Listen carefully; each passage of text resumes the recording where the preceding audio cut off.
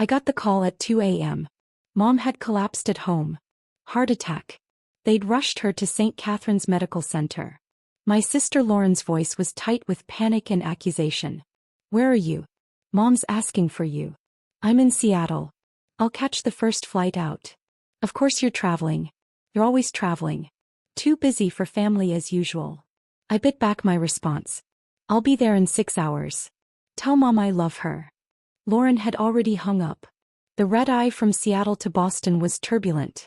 I spent it staring out the window, answering emails from my assistant about rescheduled meetings, and trying not to think about the last time I'd seen Mom. 3 months ago. Maybe 4.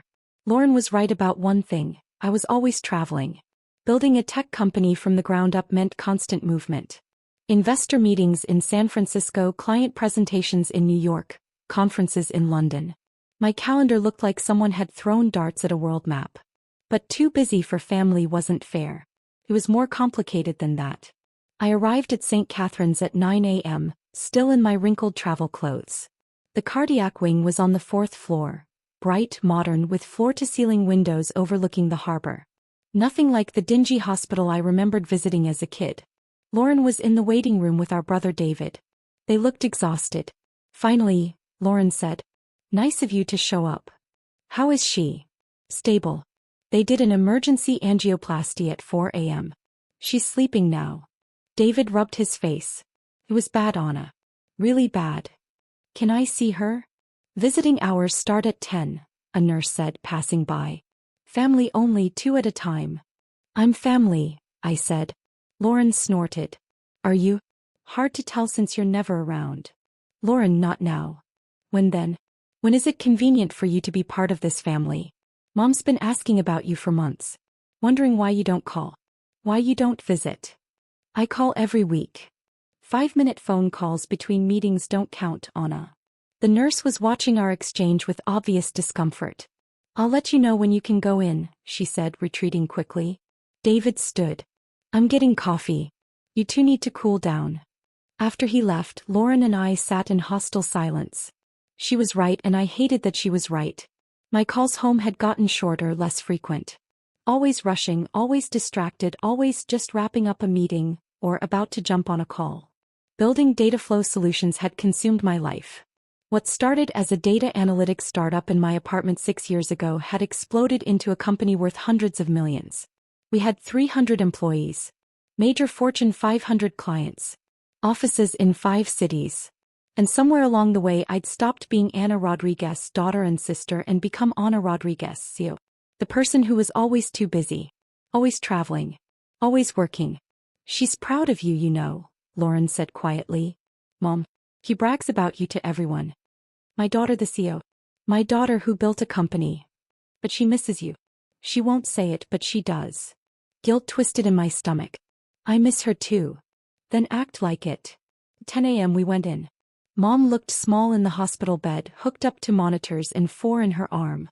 But she was awake, and when she saw me her face lit up. "Anna.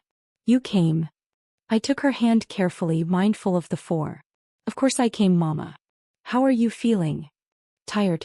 Sore. But better than at 4 this morning." He squeezed my hand. "You didn't have to fly all the way from, where were you?" "Seattle. And yes, I did have to come." Lauren stood on Mom's other side. She was probably in an important meeting when I called. Surprised she could tear herself away. "Lauren," Mom said weakly. "Please." "It's fine," I said, though it wasn't. "Lauren's right. I should have visited more." A knock on the door interrupted us. A nurse entered, followed by a woman in a white coat. "Mrs. Rodriguez, I'm Dr. Chin, the cardiologist. I wanted to check on you and explain the procedure we did last night." Dr. Chin was thorough and kind, walking Mom through what had happened, what they'd done, and what came next. Medications. Lifestyle changes. Cardiac rehabilitation. "The good news is you're in excellent hands," Dr. Chin said. "This cardiac wing is state-of-the-art. Best equipment, best staff. You're going to recover well here." After she left, another nurse came in to check vitals. She was young, chatty. "You're so lucky to be in this wing," she told Mom. "It only opened 2 years ago. Before that, cardiac patients were in the old building. Total nightmare." But then some anonymous donor gave $15 million to build this whole center. Brand new everything. It's like a 5-star hotel compared to the old place. 15 million, Lauren breathed. That's incredible. Right? Whoever did it saved lives. This equipment catches things the old stuff would have missed. The nurse adjusted Mom's for. You picked a good time to have a heart attack if there is such a thing. After she left, Lauren shook her head. Can you imagine having that kind of money? Just dropping 15 million on a hospital wing. I said nothing, staring at Mom's monitors. David came back with coffee. We took turns sitting with Mom through the morning. He tired easily, drifting in and out of sleep. During one of her naps, Lauren cornered me in the hallway. You need to stay longer this time. Not just fly in and out in 24 hours. I'm staying as long as she needs me. What about your company? Your important meetings? They'll survive without me for a few days. Will they? Because it seems like data flow solutions can't function unless you're physically present at all times. That's not fair. None of this is fair, Anna. Mom almost died. And you weren't here. Her words hit like a slap. You think I don't know that? You think I don't feel guilty?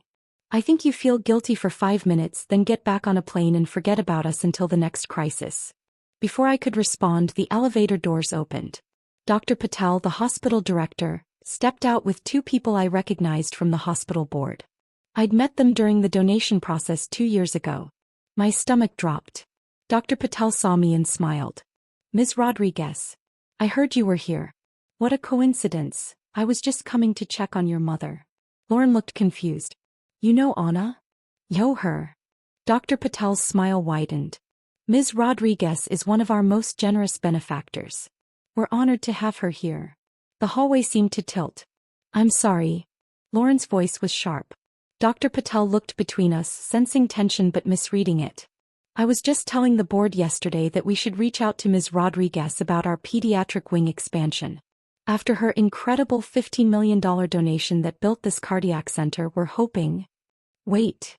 Lauren's face had gone pale. What did you just say? Dr. Patel finally caught on that something was wrong. The cardiac wing. Ms. Rodriguez's donation 2 years ago. It funded this entire floor. The equipment, the renovation, everything. Lauren stared at me. You built this wing?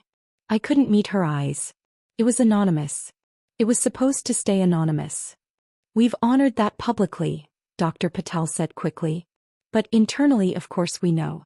And we're deeply grateful. Your mother is receiving care in a facility that exists because of your generosity, Ms. Rodriguez. That's something to be proud of. David had emerged from Mom's room. Anna paid for this? Every bit of it, Dr. Patel confirmed. When we were facing closure of our cardiac program due to funding, Ms. Rodriguez stepped in. She didn't just save the program, she transformed it. This is now one of the best cardiac facilities in the state. Lauren looked like she'd been punched. $15 million.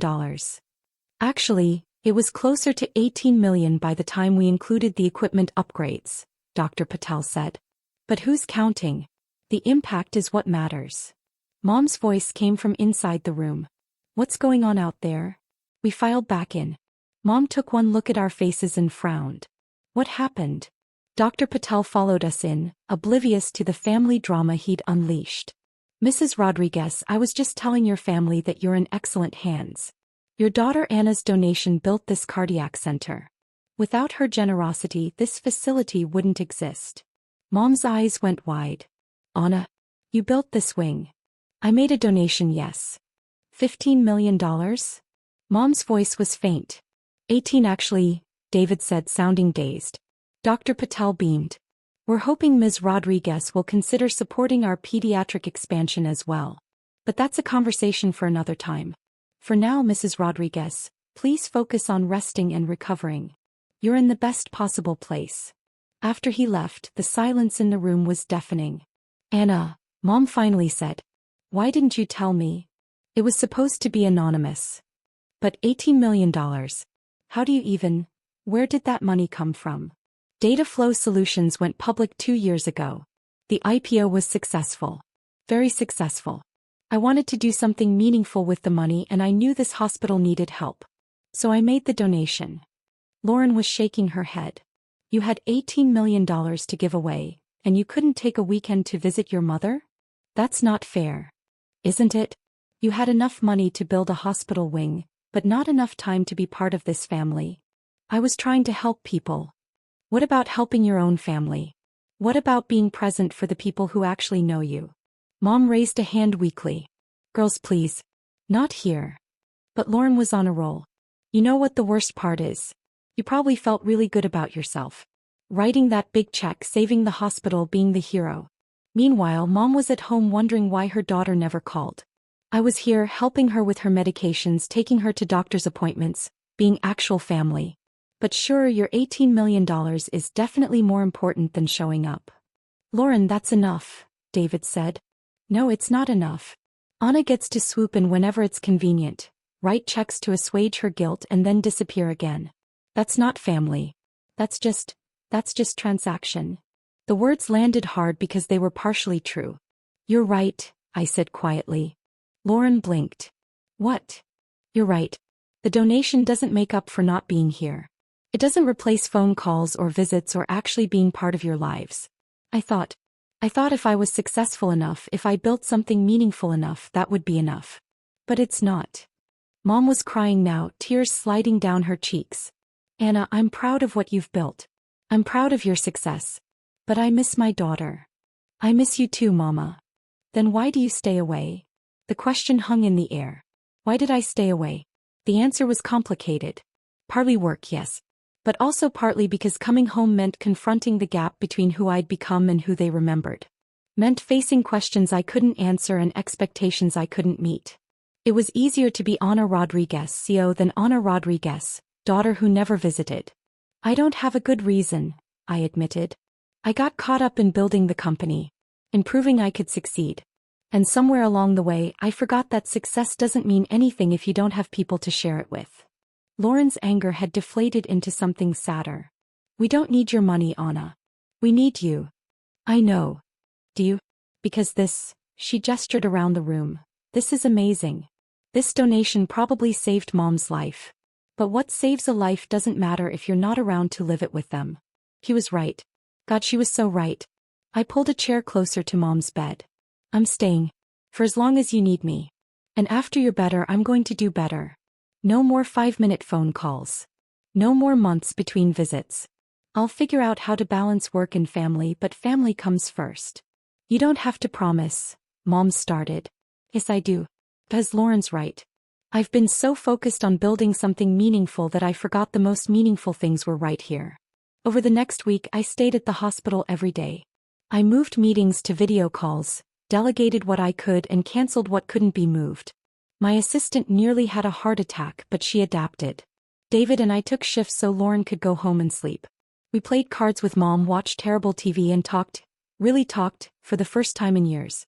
The cardiac center staff treated me differently once they knew who I was. Dr. Chin thanked me personally.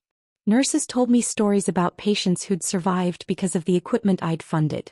You saved my husband's life, one woman told me in the cafeteria. He had a heart attack last year. The old facility wouldn't have caught it in time. But the new equipment did.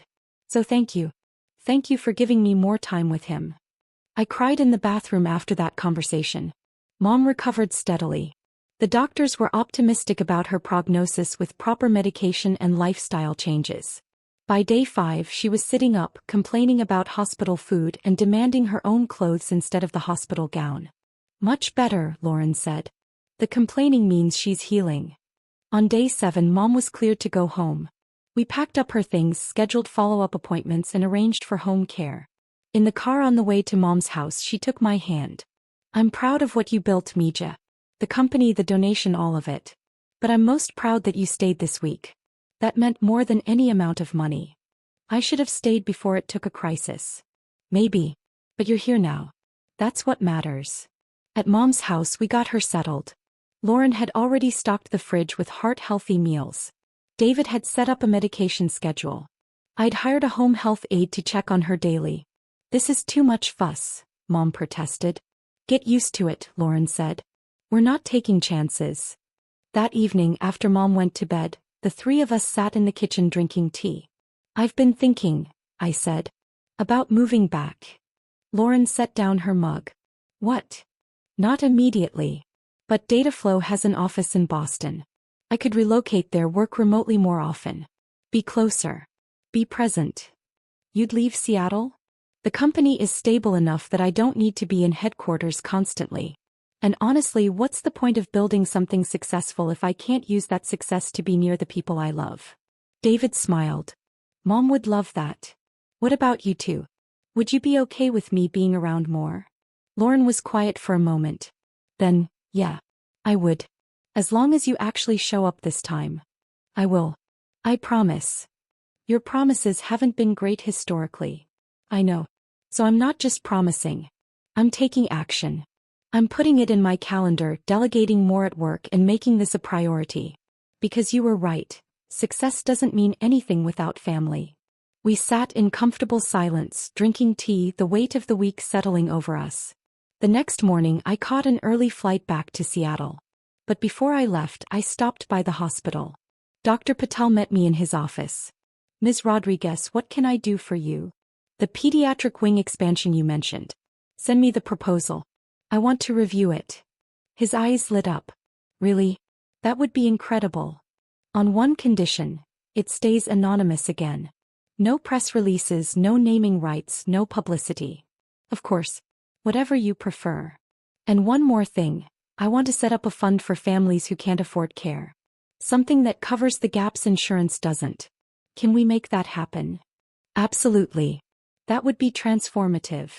I shook his hand. Send me the details. I'll be in touch. On the plane home, I drafted an email to my leadership team. Subject: restructuring my role. I was delegating more. Working remotely more. And coming to Boston at least twice a month. The company would adapt. They'd have to. That night Mom called. You home safe? Yes. How are you? Tired but good. Thank you for staying. Thank you for having me. Come back soon. Don't make me have another heart attack to see you. I laughed. 2 weeks. It's on my calendar. Good. I love you, Mija. Love you too, Mama.